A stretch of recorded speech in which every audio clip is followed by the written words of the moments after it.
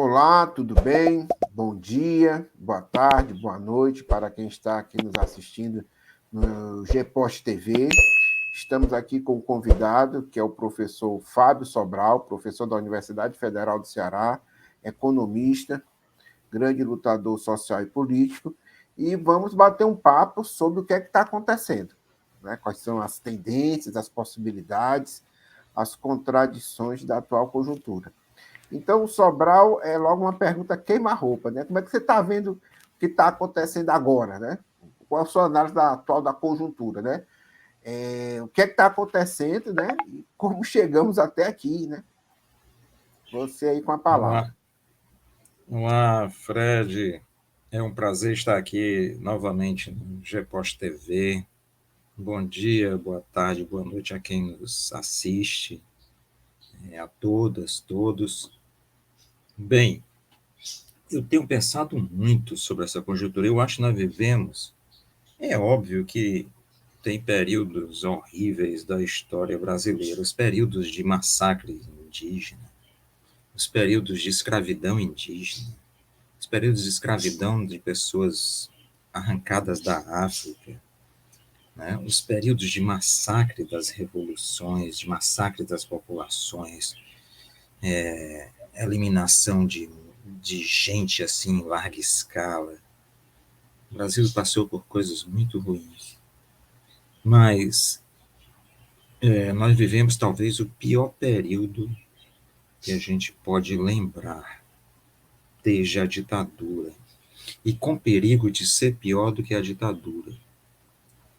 Então, nós enfrentamos um perigo gigantesco, que é fruto desse período ditatorial.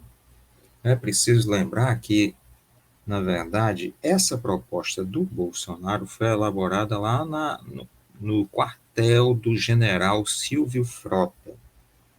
Silvio Frota queria que a ditadura, ao invés de torturar menos, torturasse e matasse mais.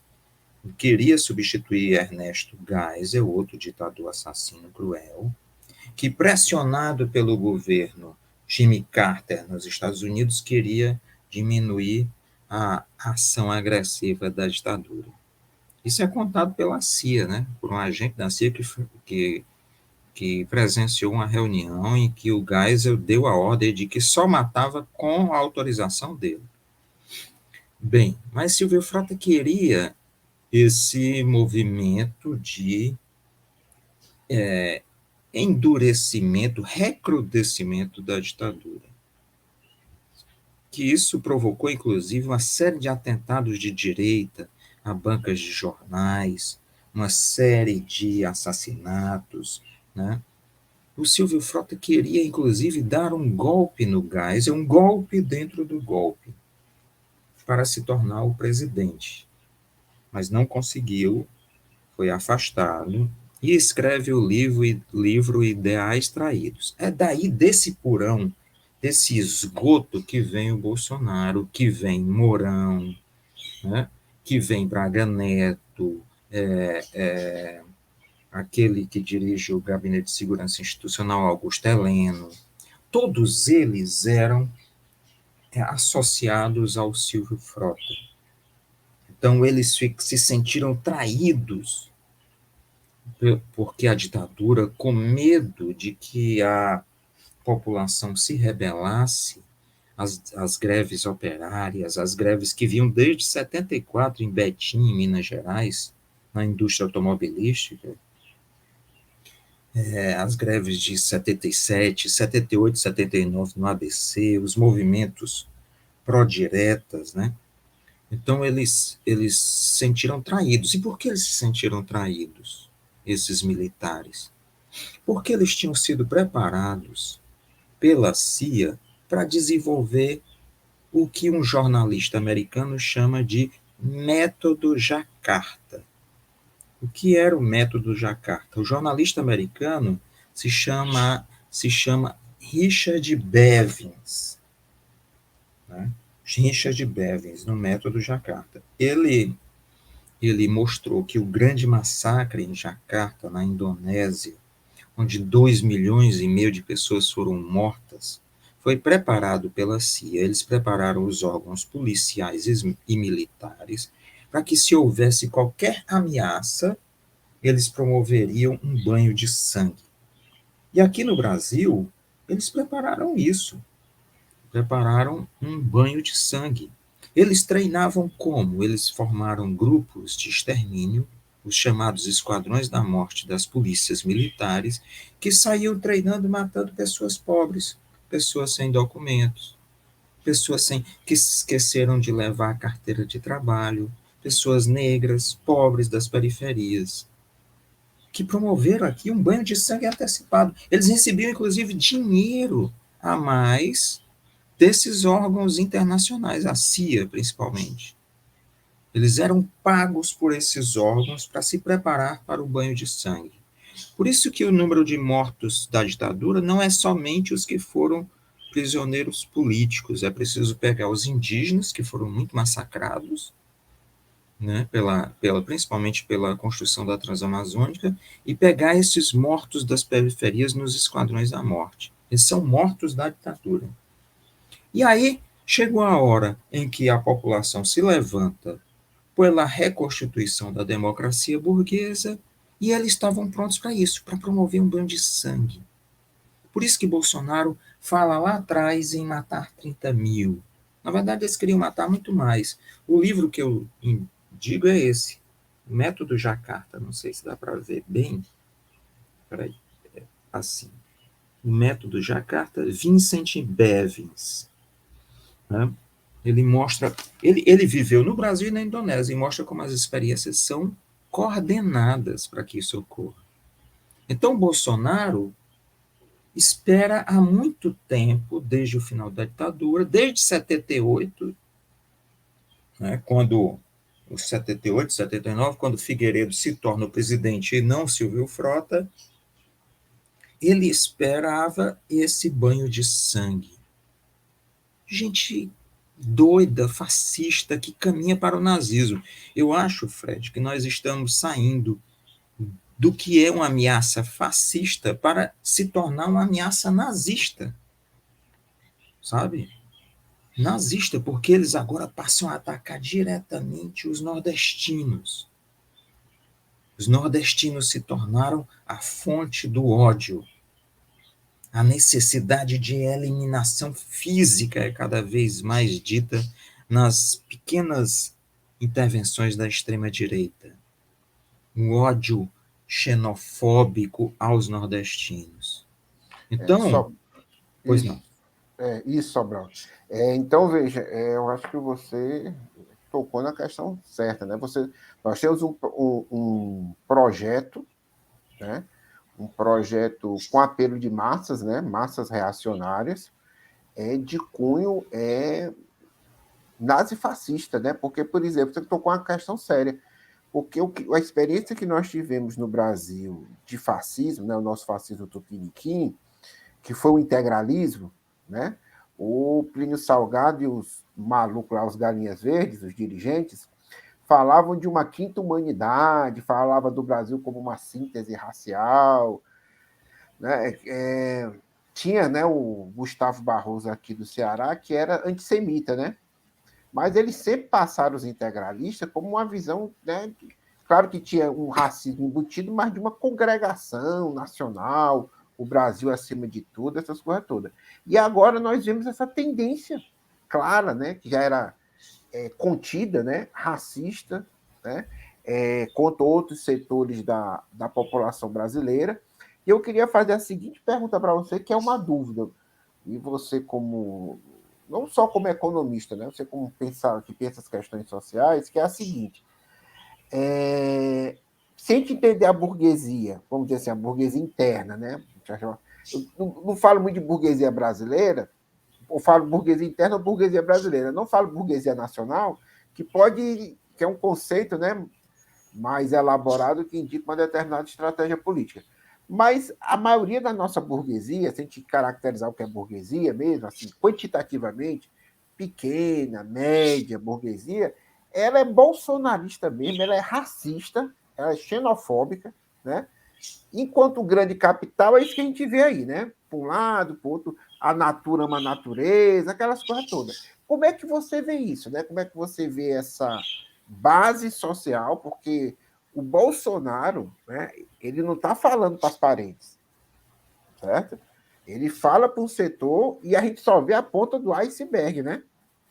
Que escapa pela internet. Quer dizer, é pior ainda, né? Como é que você vê essa ideologia, que é uma ideologia não só do Bolsonaro, mas um setor de massas reacionário, é por isso que eu considero que é fascismo, né? Uhum.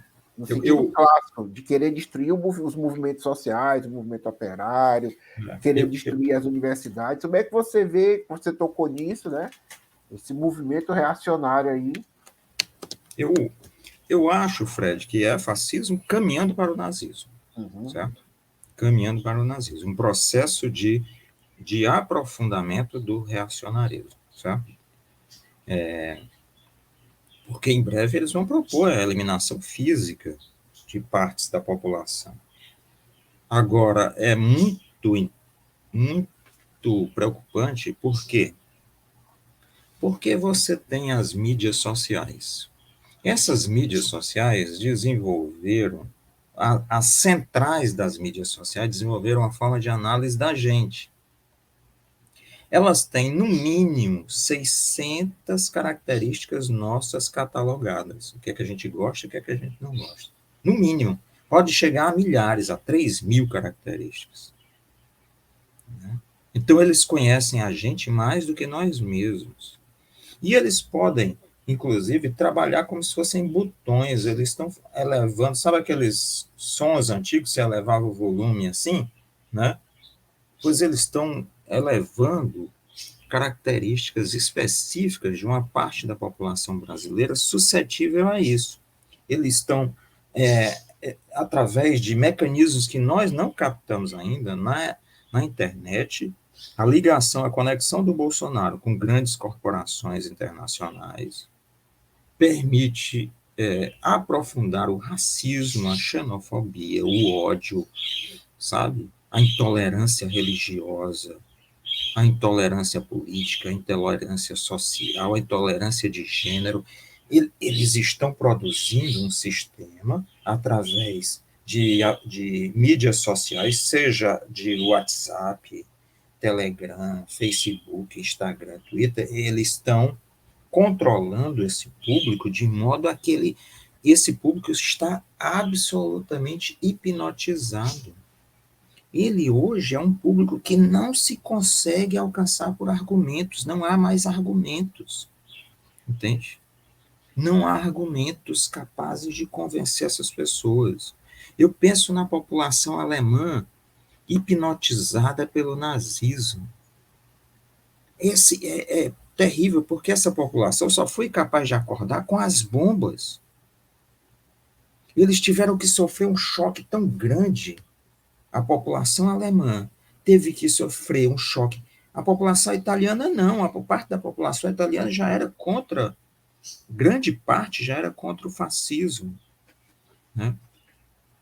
Mas a população alemã teve que ser despertada pela tragédia. Então nós temos um grupo de pessoas que não ouve mais nada.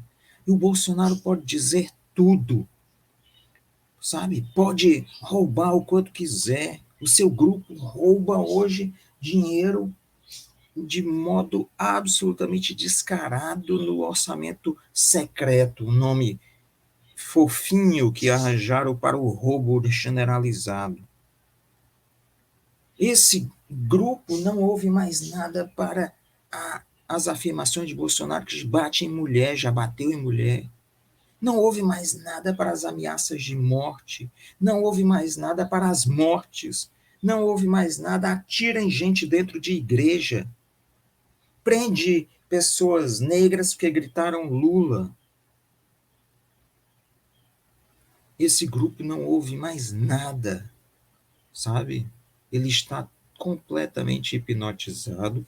Minha hipótese é de que foi hipnotizado pelas mídias sociais, Há um grupo de 30% que não é só hipnose, é um grupo que concorda com o racismo, com tudo isso, entende?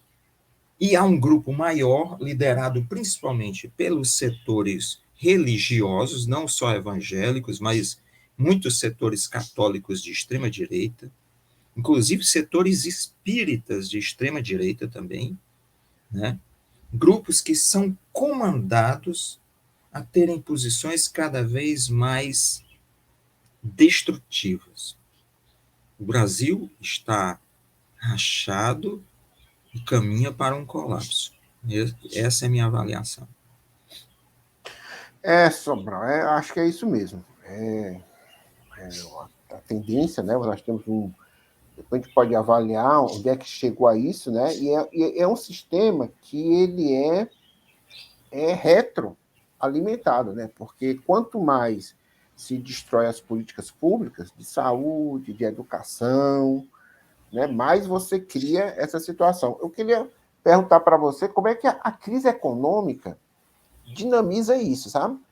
Porque, veja, eu vejo o seguinte, esses setores, essa base reacionária, é uma base, por exemplo, a gente passa aqui pela cidade, a boa parte, né, nos bairros mais nobres e tudo mais, mas quando você anda por outras vias, a maioria esmagadora dos carros que estão ostentando a bandeirinha do Brasil, né, que eu não sei nem por que eles ostentam a bandeira do Brasil, porque eles estão destruindo o Brasil, ou seja, não tem nenhuma política nacionalista, mas estão aí com as bandeiras do Bolsonaro. E de vez em quando eu vejo um cara entregador de Uber com a bandeira do Bolsonaro, né? Eu vejo... Então, eu gosto muito, você falou do nazismo, tem um livro muito bom, uma trilogia, que é do Richard Evans, né? Que aqui é o terceiro Reich no poder, certo? Mas ele tem ele tem o terceiro Reich na guerra e antes da vitória dos nazistas. E o que é que acontece? Você tem que concentrar toda a desgraça, ou seja, por que tudo está dando errado. Então os nazistas identificaram, está dando tudo errado, tem desemprego, tem quebradeira geral, porque a culpa, vamos dizer assim, são dos judeus, são dos social-democratas, são dos comunistas. E parece que tem uma ideologia que é isso, né? Então, qual é a culpa? Né? A culpa é do PT, a culpa é do comunismo, a culpa são das pautas dos direitos individuais, né? São das questões de liberdade de imprensa, né? E temas sobre educação sexual e tudo. Então, eles criaram um amálgama e concentram nesse amálgama, essa criação, todos os problemas do mundo. E eu acho que isso você tocou na questão certa, né? Um projeto Bolsonaro sendo reeleito, e como a tendência aí com você de novo é a crise aumentar, você acompanha mais do que eu, acho que a crise capitalista tende a aumentar nessa atual conjuntura, Estados Unidos, o sistema capitalista em geral, e aí eles vão culpar quem? Índio, negro, LGBT, professores universitários, sistema educacional, nordestinos, entendeu? Então você tem que... E vamos para isso, para essa tragédia social, né? Então, como é que você vê essa... E eu penso, né? Você só supera isso do ponto de vista político e social. Aqui do ponto de vista político, ele tem que derrotar, primeiro passo, né? Não é o único, tem que derrotar o Bolsonaro nas urnas. Segundo ponto, a gente tem que mergulhar nas conquistas econômicas e sociais para a grande maioria da população, né? Porque a falta disso alimenta esses setores, né? Será que se tivesse saúde pública, educação de qualidade, universidade pública, será que esses setores, vamos só dar um exemplo, né? Religiosos reacionários, né? Porque tem também religiosos progressivos, mas será que eles tinham tanto espaço, né, para vender milagres, para vender essas soluções fáceis? Sim. Ontem eu estive no lançamento de um livro muito interessante do Ivan Martins, aqui em Fortaleza. Esse livro aqui que eu recomendo, Fundamentalismo Religioso e Política, sabe? Entende? É um livro bem interessante. E lá eu tive a oportunidade de conversar com duas pessoas, uma da Itália e outra da Noruega. E muito interessante. A da Itália uma pessoa que do norte da Itália, que foi para lá como migrante. Migrante por quê? Porque a Itália ficou com uma parte dos Alpes que era da Áustria, depois da Primeira Guerra. Antes era composta por alemães, depois os alemães foram expulsos, os italianos foram para lá, eram migrantes. Eles eram migrantes. Hoje há uma loucura contra os imigrantes, né, na Itália. Olha, e a Europa, a gente discutindo a Europa não funciona, eu vi isso, né? A Europa não funciona sem os imigrantes, entende? Não funciona. E onde os imigrantes chegam, a economia se dinamiza. Inclusive, cidades italianas que estavam mortas, regiões italianas que estavam mortas, a chegada dos imigrantes fez a economia crescer. Na Alemanha, a mesma coisa. A guerra na Síria foi ótima para a Alemanha, porque ela recebeu gente super especializada que fez a economia crescer, né? Conversando com a pessoa da Noruega, ela disse que é inaceitável, é isso que você perguntou, é inaceitável alguém que venha propor políticas neoliberais na Noruega. Mesmo os partidos de direita não têm coragem de propor isso, entende? O estado de bem-estar social é intocável na Noruega, né? Agora, passemos à experiência francesa.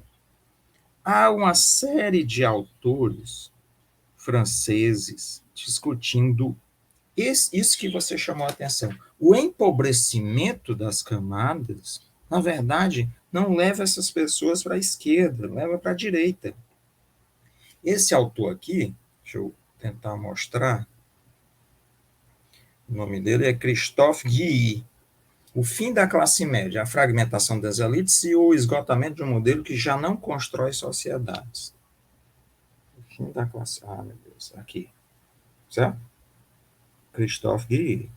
E ele escreve outros dois livros muito interessantes. Ele tem vários livros, mas a França Periférica, ou então Fraturas Francesas. Ele diz o seguinte, essa camada francesa que vivia no estado de bem-estar social, que está sendo deslocada pelo neoliberalismo, ela se torna de extrema direita, ela vai para a extrema direita. Há um casal chamado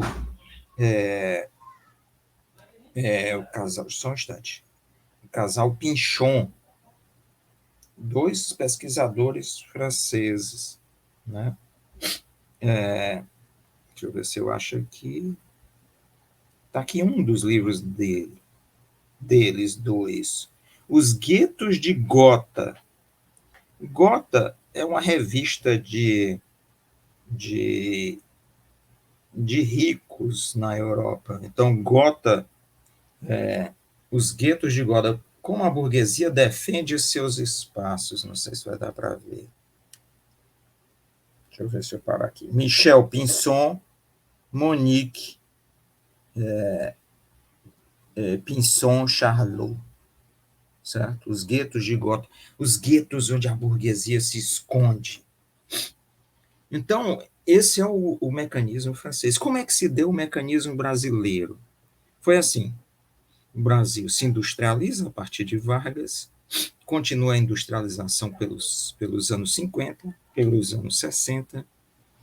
Nos anos 70, a ditadura aprofunda a industrialização com um modelo que vai levar ao fracasso, que é a industrialização baseada em multinacionais que não repassam a tecnologia ao Brasil, né? Um modelo diferente da industrialização chinesa, né?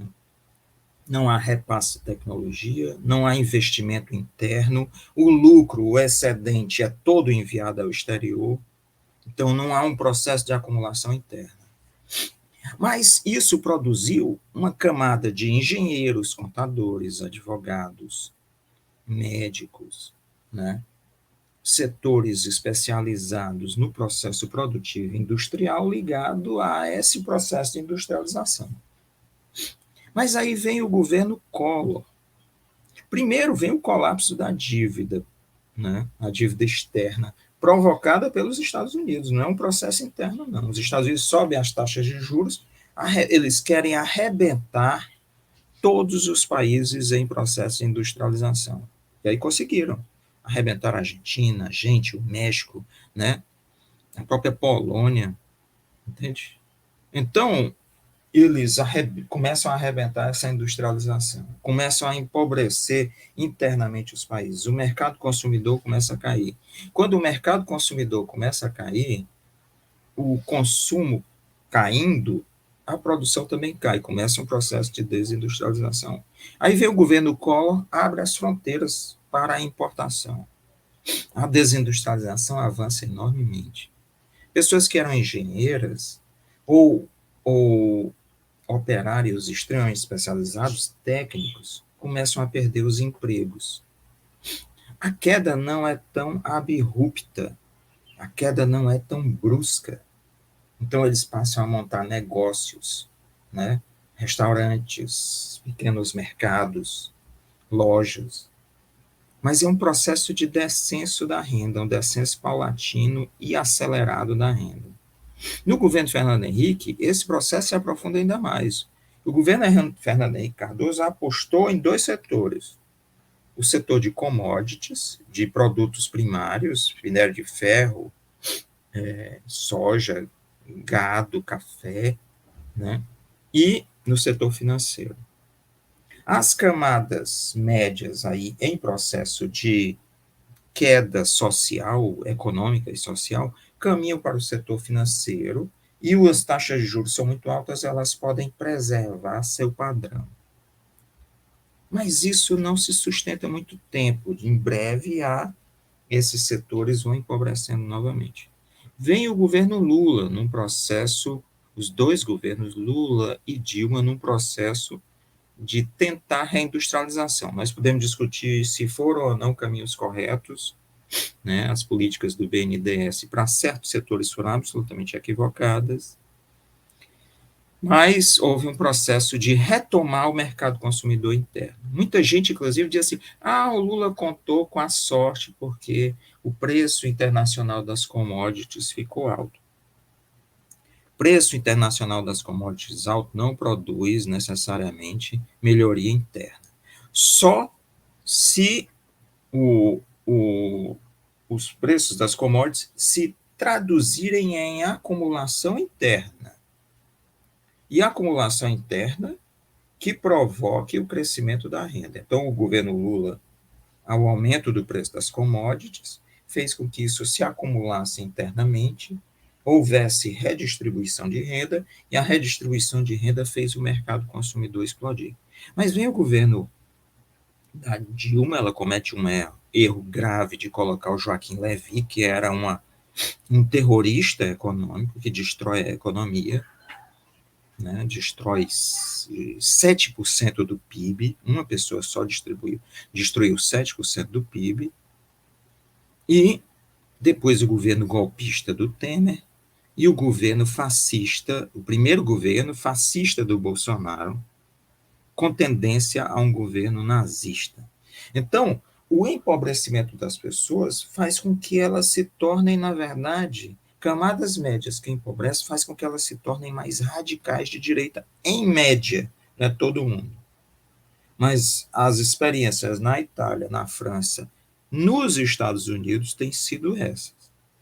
O empobrecimento de camadas médias faz com que elas imaginem um passado perdido. Aqui no Brasil, essas camadas médias passam a imaginar a ditadura como um passado de ouro perdido, um tempo idílico de progresso. Elas não entendem que a própria ditadura é a fonte da sua ruína. Entende, Fred? É isso.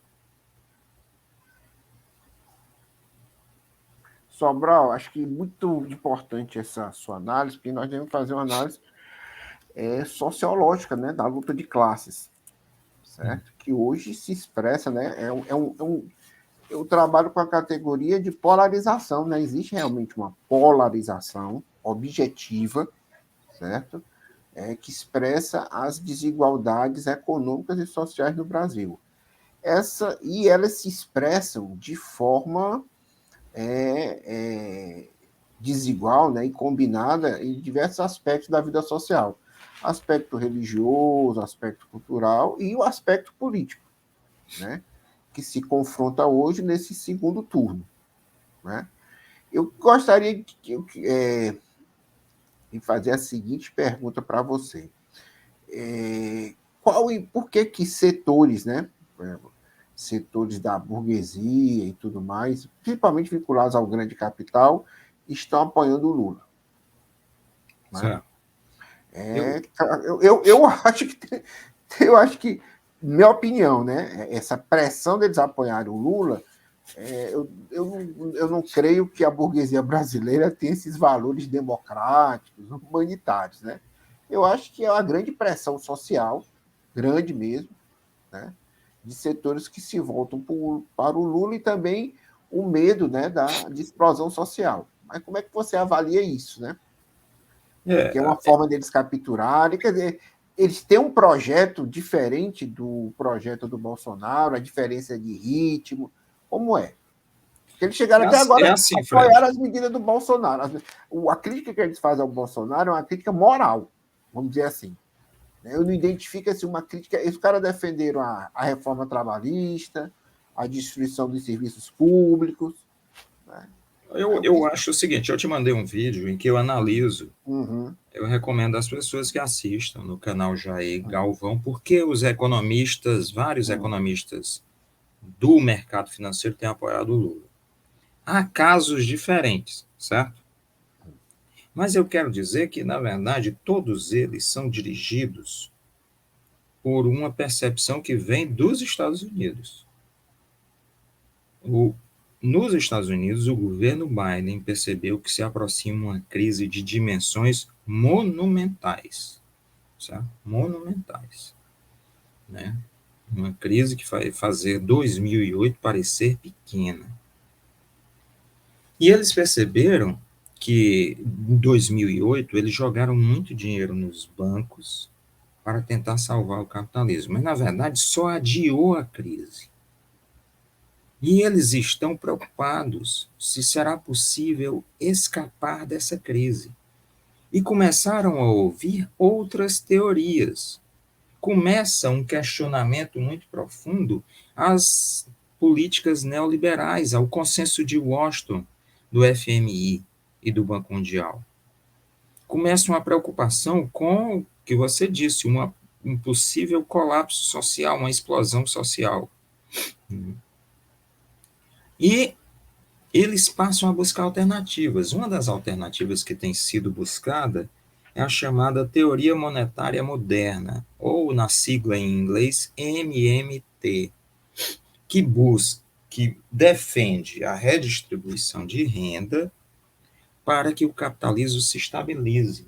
É um autor chamado Hyman Minsky, né, que já faleceu acho que em 96, 97.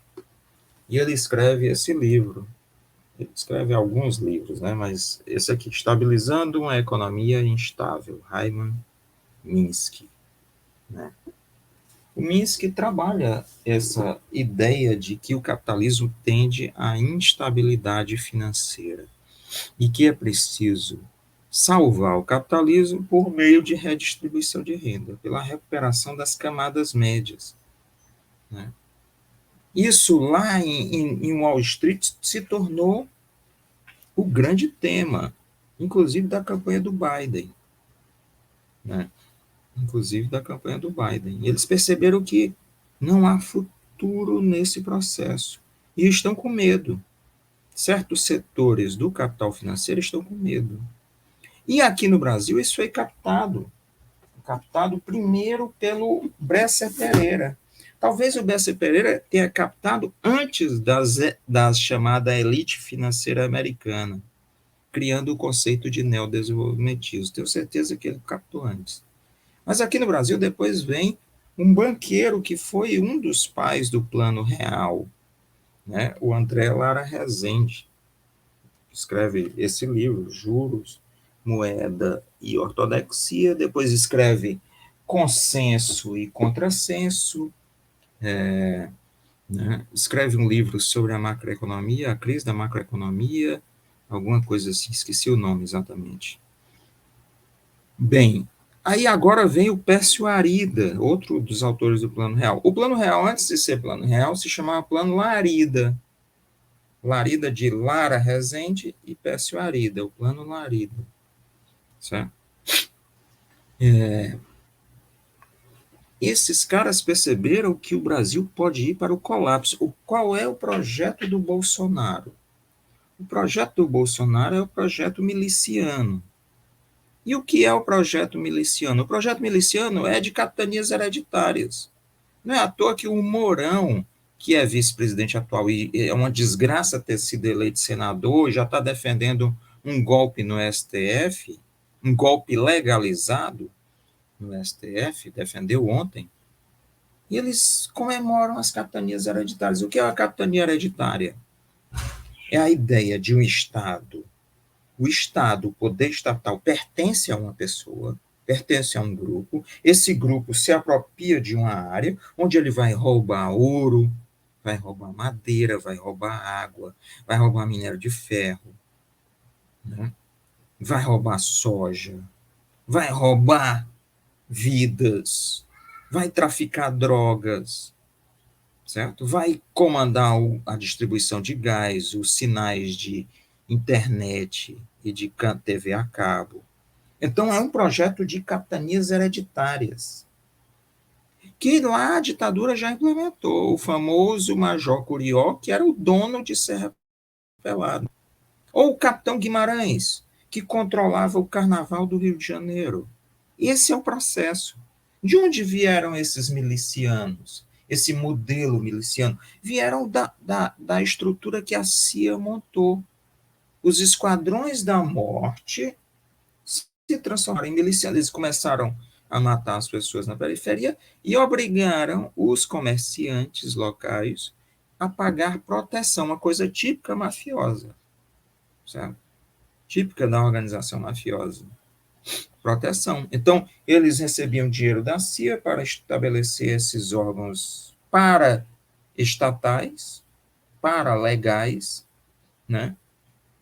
E, ao mesmo tempo, começaram a cobrar dos comerciantes. Quando o financiamento da CIA saiu, eles passaram a assumir isso. Esse modelo se replica na Colômbia, né? Na América Central toda, certo? No Peru. É um modelo que se reproduz. Aqui no Brasil se reproduz esse modelo. E nós estamos vendo isso.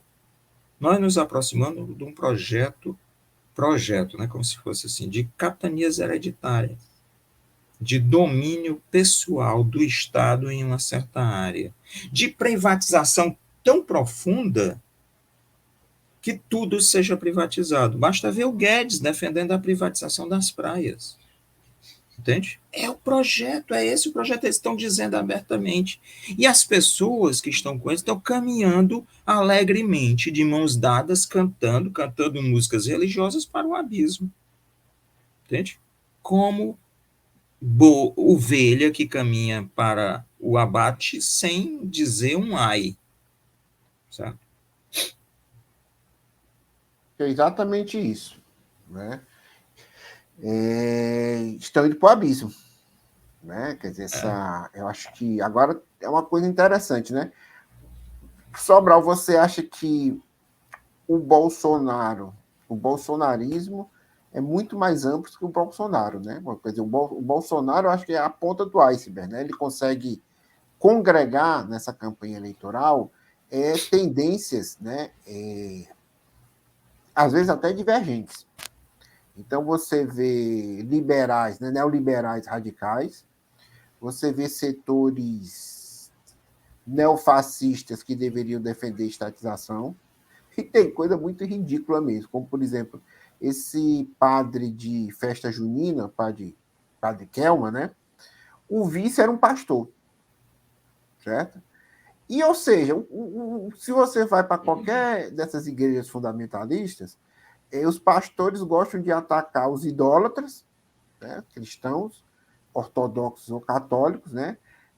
gostam de condenar para o inferno os espíritas, e de repente, numa campanha eleitoral, estão todos juntos.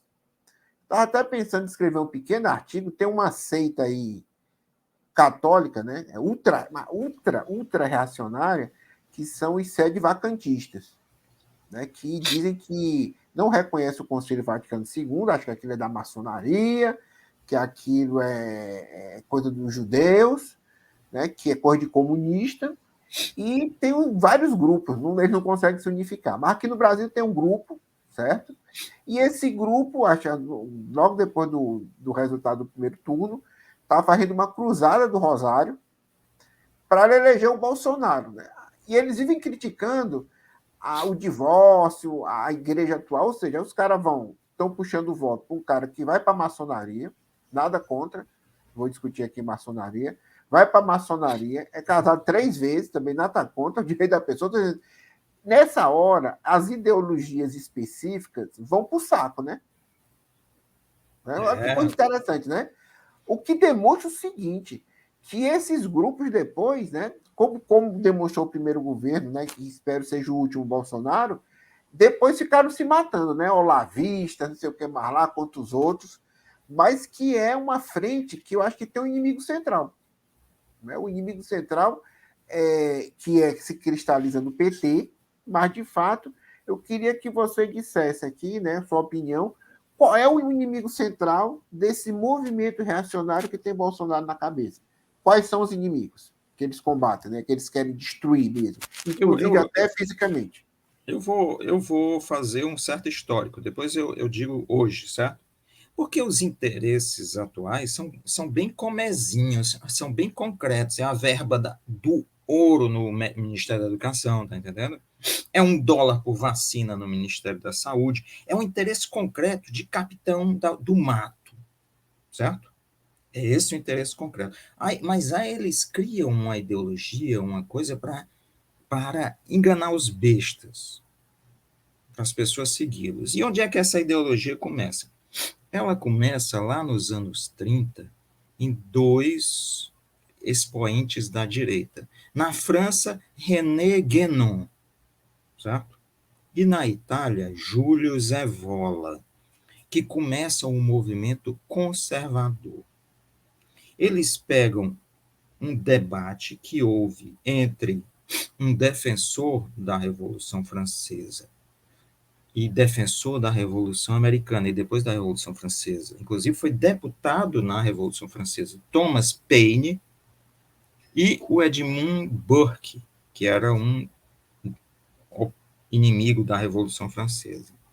Ali se dividem os dois grupos, os que defendem um processo de melhoria social. Eu não estou defendendo, assim, o iluminismo em sua integridade, porque o iluminismo é um defensor do capitalismo. Mas é um processo de progresso social. Ali se distinguem duas vertentes, os que defendem o progresso social e os que defendem o atraso e o retorno à Idade Média, ao feudalismo, certo?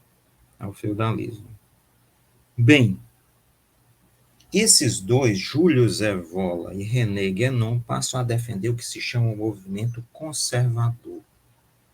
A ideia de impedir, de retirar todos os ganhos, seja o voto, seja a melhoria social, seja os avanços que as mulheres conquistaram, né? Certo? Os ganhos de outras etnias. Eles defendem o predomínio da raça branca, o racismo, a ideia de poder branco que vai se desenvolvendo através desses dois, René Guénon e Júlio Zevola, o movimento conservador. Ajudou, sabe, autores que a gente pode ler e concordar com muita coisa, mas que precisam passar por uma crítica muito profunda, que foi o surgimento de um movimento absolutamente individualista da psicologia, com Jung. A análise do mito com Joseph Campbell, com o poder do mito. Então, eles essas duas vertentes são captadas pela extrema-direita e pelas corporações. As corporações sempre foram nazistas. Henry Ford foi fundador do Partido Nazista Americano.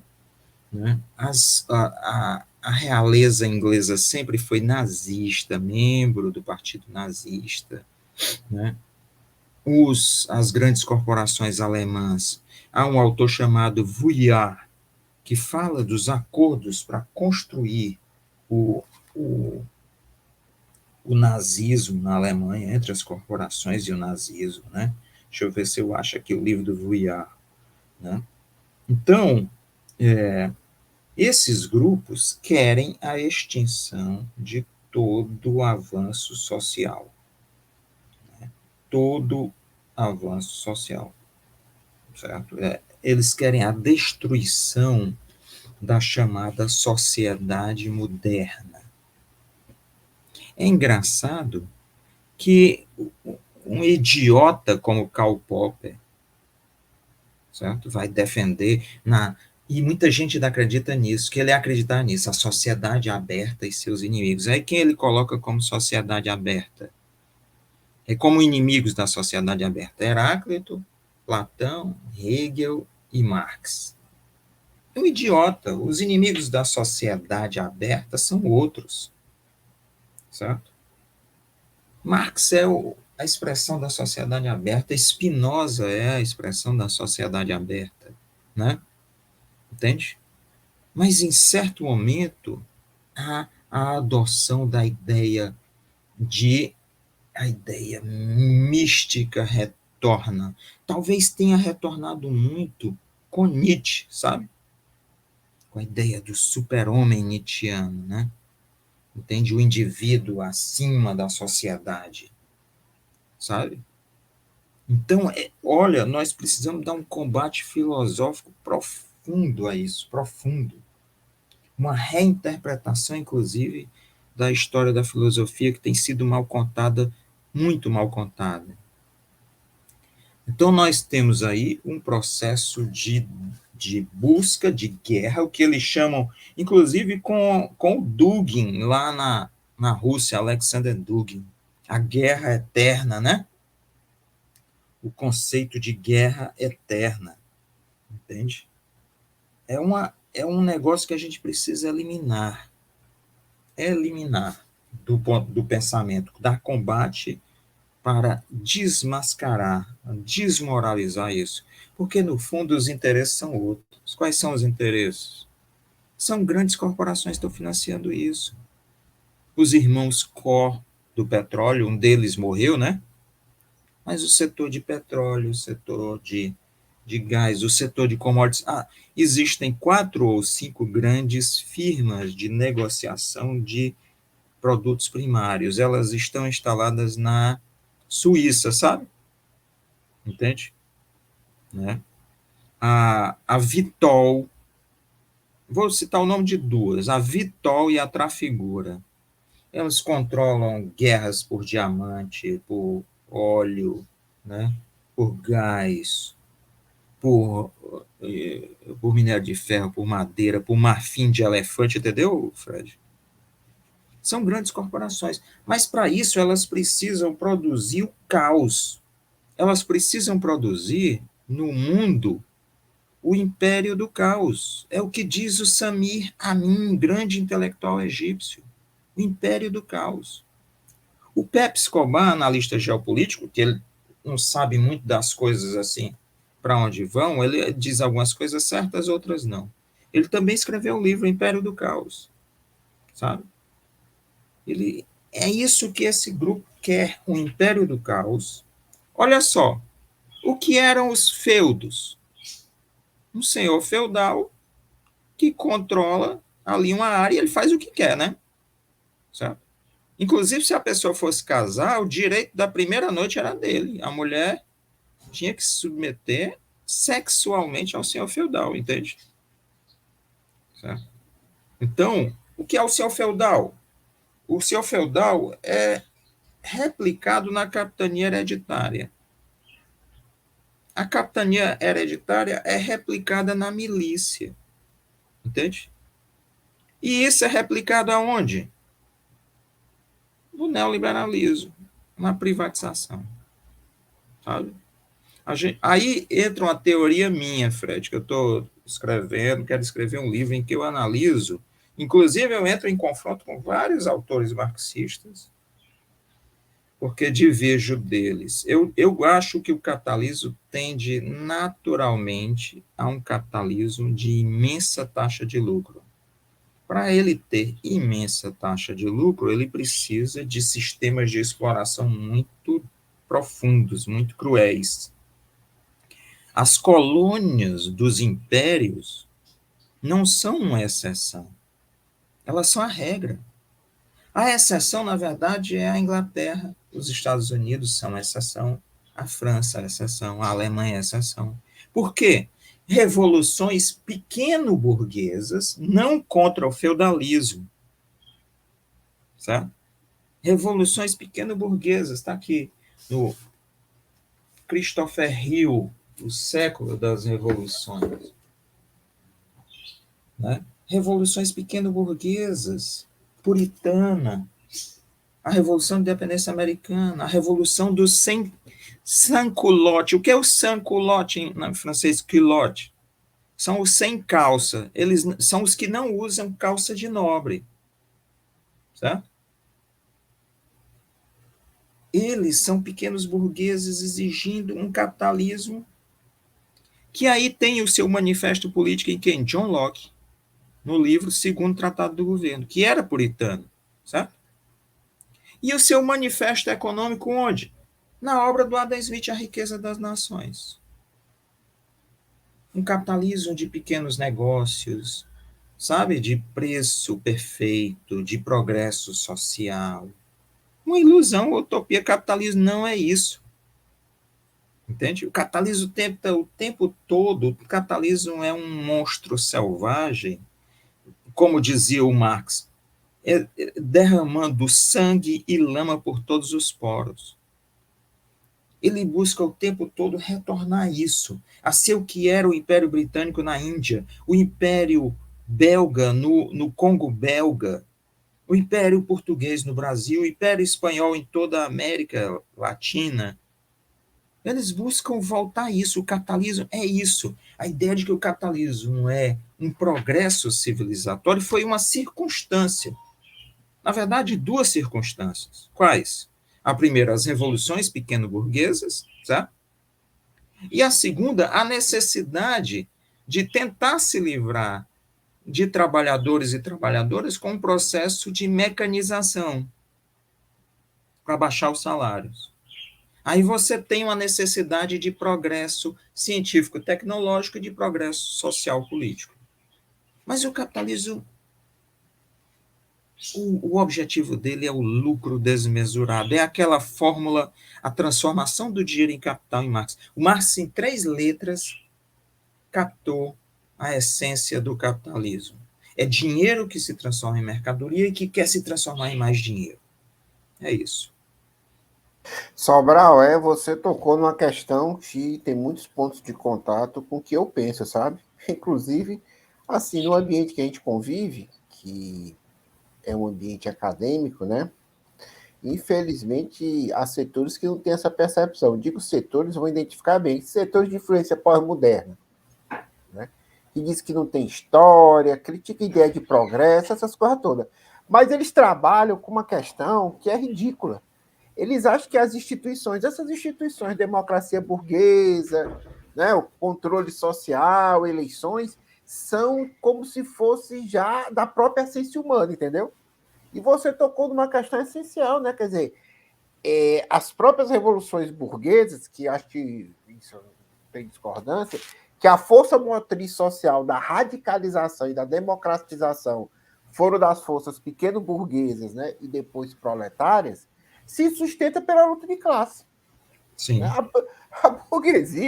A burguesia não tem nada assim de democrática nesse sentido. Ela é democrática porque ela precisava pela correlação de força das conquistas sociais impostas pelos trabalhadores e para disputar, né, as diversas facções disputarem o controle do Estado, aí ela é democrática nesse sentido. Mas quando teve a oportunidade para implementar seus objetivos econômicos, ela sempre foi bonapartista e ela abraçou-se mesmo num terno amor com o fascismo. A pessoa esquece que a burguesia foi fascista. Né? O fascismo foi uma excrescência, né? Da burguesia, Sim. uma contra a ordem burguesa. E necessariamente hoje, né? Até documentos do FMI colocam a possibilidade de rupturas, né? E tem um termozinho, não sei qual é, de rupturas sociais diante da crise, da Covid e tudo. E para manter o ritmo de acumulação de capital e essa expansão da taxa de lucro, só tem um mecanismo básico, aumentar a exploração, né? E, no sentido mais amplo, quebrar as economias dos estados nacionais aí, que não estão sob a correia de transmissão desse sistema que eu denomino de sistema imperialista, né? Sim. Com o centro de acumulação nas grandes corporações que estão nos chamados países imperialistas, que têm a tropa de choque. E Sobral, acho muito interessante isso que você colocou, acho que a gente deve aprofundar depois, mais ainda, ponto por ponto, né? Mas você colocou bem, né? Então eu queria que você sintetizasse, né, para a gente concluir, né, hoje, agora, né, até o dia 30 de outubro, o que é que está em disputa no Brasil. Do Tá em ponto de vista eleitoral, né? Como é que se apresenta sob essa forma, né? Acho que essa questão de forma e conteúdo, também esse povo aí não estuda dialética, né? Porque existe forma e conteúdo. O conteúdo você expressou bem. São projetos profundos, enraizados em setores sociais e interesses econômicos. Agora, sobre a Olha, forma eleitoral, como é que você sintetizaria isso? O que é que está em disputa? está em jogo a sobrevivência das nações indígenas, está em jogo a sobrevivência da Amazônia, né? Olha, o ano passado já foi terrível. O ano anterior foi terrível para a Amazônia. 2019 foi o pior ano que teve. Aí depois, 2020 bate o recorde. 2021 bate o recorde ainda mais. Nós estamos em 2022 num recorde de destruição impensável. Veja bem, já está aprovado, você tem um mapa aí atrás de você. Na altura que é o sudeste brasileiro, se você traçar uma linha até a África, lá na África é um deserto, entende? O sudeste brasileiro era para ser um deserto. Só não é por quê? Por causa da Amazônia. Porque vêm os ventos do oceano, chovem na Amazônia, depois as árvores absorvem essa água e jogam no ar de novo. Esses ventos vão para os Andes, batem nos Andes, voltam para o Sudeste. Quem quiser pesquisar esse sistema, olha, rios aéreos. Então, estão em risco as nações indígenas, consequentemente a Amazônia, consequentemente os rios aéreos, a região Sudeste, a agricultura da região Sudeste, do Centro-Oeste, do Paraguai, de parte da Argentina, do Uruguai e do Sul Brasil, certo? Imagine isso. Está em risco isso. Está em risco o Nordeste. Está em risco a universidade. Até a vacina. Voltou a ter um caso de poliomielite, uma criancinha de 3 anos no Amazonas com poliomielite, com paralisia infantil. Já morreram milhares, centenas de milhares, sabe? E as pessoas não ouvem. Está em risco, inclusive, a sanidade mental da população brasileira. Entendeu? A sanidade mental. Esse é o risco. É o risco de desaparecer, é o risco deles dividirem tudo e capitanearem. Aqui vai ter um capitão, que até já tem, né? Em seu dono, outro capitão acolá, um major ali, um general acolá, controlando o tráfico de drogas, controlando os sistemas policiais, sistemas militares. Se a gente deixar, vai ser isso, sabe? Vai ser isso. Esse é o grande risco, um risco de nazificação. Eu já estou vendo as tendências nazistas cada vez mais intensas na campanha do Bolsonaro. Sobral, muito obrigado. Né? Então, essa é a Eu que nossa agradeço. contribuição, entre outras. Né? Vamos aprofundar mais, porque a nossa luta não termina, a gente aqui do GEPOST, o Sobral também, nos canais que ele faz parte, na sua atividade. Né? Vamos, nesse dia 30, né, derrotar o Bolsonaro. Acho que é consenso votar no Lula, como a primeira etapa, né, que essa é só a gente tem que derrotar o Bolsonaro e o bolsonarismo, isso é importante, né? Acho que é um movimento que se torna depois, pode se tornar até autônomo em relação ao Bolsonaro, né? E é preciso a gente quebrar essa cadeia, né? esse elo, né? De destruição, né? Que o Sobral, de forma brilhante, né? E sintética, colocou aqui, né? Uma luta pela sobrevivência do Brasil, né, e de milhões de brasileiros, né, do sistema ecológico, né, de tudo que é bom em nosso país. É isso e até a próxima.